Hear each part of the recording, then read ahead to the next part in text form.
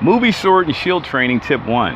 What are some basic grips and stances you can use with the sword and shield for your reels, auditions, or even your own content? That's what we'll answer in today's video. Hi, my name is Dylan Wilson with CBT Stunt Alliance. Train hard, perform easy. We help actors, stunt performers, filmmakers, and content creators learn professional stunt training for use in film, TV, and live action performances. Before we get underway, if you're interested in adding baton, short sword, sword and dagger, even sword and shield movie fight choreography to your current acting or stunt performer skill set, check out our highly popular online master course at shortswordmoviefighting.com. You can learn attacking angles, sword fight choreography, sword and dagger, sword and large shield, even how to market your career. You can sign up now and start training now. Go to shortswordmoviefighting.com for more info. Okay, so we get a lot of questions about movie baton and short sword fighting tips. So we're going to share a few things with you.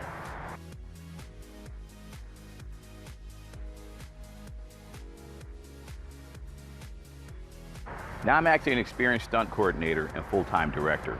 This is something I plan to do from the beginning of my career, up to and including even attending and graduating film school as a director. Now along my journey, I learned that being a stunt coordinator made me a better director, and being a director made me a better stunt coordinator. And what this means to you is that I can offer insights and experience from both sides of the camera, as well as all phases of production.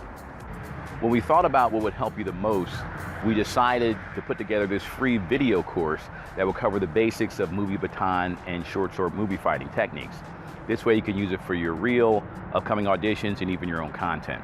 For actual performances and highly competitive auditions, you need more training like we provide in our highly popular online master course. Why does this work? Because for self-tapes, many sword auditions, mocap, and performances, you just have to look like you know how to use a movie baton or short sword.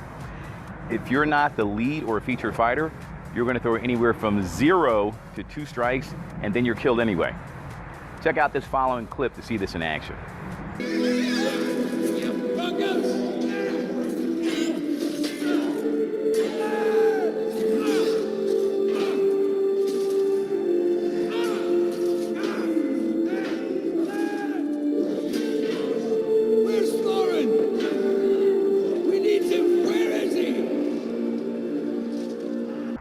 Now, how many strikes did each performer get to throw in that action sequence? Exactly. So in this video, we're going to actually cover some ways to actually hold the sword and shield to use for your reel, auditions, and even your own content. All right, in this instructional, we're going to cover large shield and sword basics. And this is going to be everything you need to have a good foundation in how to use the large shield and sword. So the first thing we're going to cover is actually how to hold the thing and postures, stances, and leads that you want to be in. And for the most part, again, I'm going to use the PVC instead of the sword just because it kind of contrasts better with the background. Yeah, for the most part, you're going to be like this with the sword. So the same things you learned before with baton and machete apply here. It's going to be natural posture. All right, I'm going to be natural posture, right lead. You see how this looks? Natural posture is still the same. You know, if we were here, right? It's just here now. So just like here is natural posture. The only difference is we're grabbing the shield and we're holding it up. Now when we hold up the shield, we want to hold it up. We don't want to be down here. We want to hold it up high enough where it protects our face, yet it's just below our eyes. So we don't wish to be here, then we can't see. We wish to be right here, not down here, because then we get chopped in the neck. So right below our eyes. The other thing is with the shield, the edge of the shield should not be out here. It should be on our center line. Again, the center line is that imaginary axis where our body rotates around. So it should be right there, not here, because you'll learn later you can get trapped, your shield trapped like that. It must be right on that center line. And the hand, again, is here, the sword is here. And we're just like this. This is how it looks. This is natural posture, right lead. We can also lower the the sword rather, and this is still natural posture. Sometimes we do that to set up a technique or set up an attack. This is more threatening to an opponent. This is less threatening. See? If I'm here with the sword, you feel more threatened by this than by this, right? So that's natural posture. If we're switching leads, the same things apply. You know, switching leads before, you see that? It's still the same switch off with the hands. The same exact thing with the hands. You need to be able to switch quickly, you know, when you're doing stunt fighting. So that's number one, natural posture. The second one is frontal posture, right? So with frontal posture, just like what we learned with the club or the machete, we're here. This is already serving to be a shield. That's why we had those 3 points, those 3 barriers. So all you're doing is now just holding the shield in your hand. Same exact thing. Frontal posture, see? Nothing changes. One of the great things about CBT, it just integrates things like this. So the pommel can actually touch the shield. Shield's on the center line. It could be like this for frontal posture. I'll turn to the side so you can see it. Turn to the other side, you can see how well protected I am, right? Now the other variation, this is frontal posture, front stance, right lead, right? The other one is frontal posture, front stance, left lead, right? And so what happens is when we switch, essentially now the sword is in the front. With the right forward, you see the sword is in the rear. Sword is in the front, the shield is in the rear. When we put in a left lead, it switches. So the shield is in the lead, and the right hand, you see, is back here. And that's what we want. So with frontal posture, either one of these from here or here is good. We never hold our sword back here. There's some systems that do that. They'll be up here, here, that kind of thing. The sword is either up high or here. It's always pointing towards the enemy, something like that. All right. And so again, even this position, you want to be switching leads, and we go to the 2 different frontal postures. We can still switch leads like this again, the 2 different postures. I'll keep moving. And you want to just get used to moving like this, right? Because believe it or not, this is what will help you get cast, because you'll seem natural with it. Remember, the stunt coordinator or fight choreographer is going to determine or design the choreography and teach it to you anyway. So these motions here will let them know that you will look natural in the scene. Now, last thing before we move on. There is a third posture that we're in, and we use this in CBT for combat. There's more that we use more postures. Yet for theatrical, we don't use all the same postures because they don't look as cinematic. They don't look great on camera. Yet there is a third one that we use, and we call this side posture variation. And how that looks is just like this. So you see the shield. We do the same thing with knife as well. The lead hand is out, and the rear hand is up like this. The sword comes over the top of the shield. You see that? The arm can be extended or it can be folded back on itself like this. And we don't usually rest the sword on top of, there's some space there. So a lot of times after we finish some choreography, we'll finish like this. Because it looks good, it looks cinematic, you see it from the side, it even looks good from the front, it looks good from a 3/4 view, right? And again, practicing on both sides. So you're here, or here, you can fully extend it, or here, right? And that's it. So those are the 3 postures. The first 2 are the ones you're going to use for the most part with all the choreography. And the third one is usually when you break off an attack, is what you'll break off the attack in. And when we cover the choreography, you're going to see it. So stop the video now and give these a try. Broken down step by step to ensure that you learn it both easily and quickly. Lastly, we're going to share a few pro tips with you. Yet before we do, check this out. Okay, someone suggested that we give like a quick 2-minute overview of what is in the master course. And that's what we're going to do. So this is, you can take the full video tour and see a complete breakdown of what's in this master course by heading on over to our website. And there's like a 15-20 minute video. You can go inside to see everything. Yet, I mean, this is everything in here. It covers, you know, short sword, machete, baton, large sword and shield, dual wielding, everything you need to know to use martial arts weapons for film and TV is covered in the course. All the basics and even advanced stuff. You have over almost 100 videos, instructionals in here. Each of these is instructional about 10 minutes long.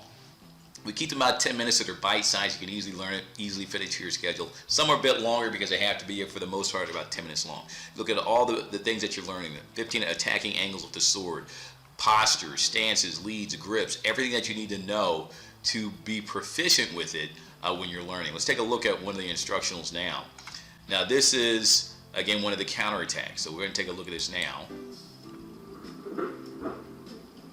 One of the basics on how to actually counterattack. You know, and it's taught to you very slowly, so you learn exactly what to do. You can do this by yourself in the air or with a partner. Either way is fine. And you actually become pretty good with this stuff. But let's look at some of the other things. You learn more counterattacks. You learn how to use, you actually see this stuff used in what are live action video displays, movie clips and things, how to do dramatic circling, pro screen tips, right? The military police Baton clinic, if you have to play the role of a police officer, military police, we teach you how to act it out and what to do. Check this out. Right into my right kidney and grab there. And he's going to escort me while he delivers his dialogue. Alright, let's go. Clear the area now. All right, and the training shows you how to perform it safely for both you and your partner, even how to perform realistic dialogue, because that's how you're actually going to be performing it for film and TV. You know, all types of stuff. One of the other cool things is that you need to see how this goes from when you're learning to when it's going to go to the final cut. So we include live action video displays, right? These are actual clips from movies and TV shows that show you exactly how it will look at the end. So we'll take a look at one now. This is actually from the movie Eliminators. We actually see a Baton in action. And you see how the fight scenes look. You get a feel for how production is going to shoot it. This is obviously done with a handheld technique. When you're shooting it, you see how the camera angle is going to work. You see how the blocking is going to be. So as you're learning this stuff, this is professional caliber training, so that you know exactly what it's going to look like and what you need to do for camera as you're learning this stuff. So again, you take the full video tour at our website. Again, there's all types of choreography that you learn, you know, with the machete, the baton, everything else, how to use the training with other weapons, the cinematic golden moment shortcut, you know, pro fight choreographer's template, how to make your own training partner. If you have no one to work out with, you know, we show you how to make a training partner you can train with. All gladiatorial combat, so how to do all the Spartacus and the large sword and shield, or large shield and sword type stuff. All the basics of choreography, the sword and knife or dagger. This is all dual wielding stuff. So whenever you're using two weapons, you get a role that calls for using two swords, two knives, a knife and a sword, a knife and some exotic weapon. This trains you in how to do all of that stuff, right? So everything you could possibly need. And finishing up, the stuff for your action reel. You need to have stuff to put in your reel. But there's almost 40 techniques that we show you and we include on that. You can learn it and actually put together a reel. And we even show you our amazing reel formula, so you actually can design your reel based on this formula, and it will help you book roles. Let's take a look at one of the techniques now. All right, this shows you again step by step what to do.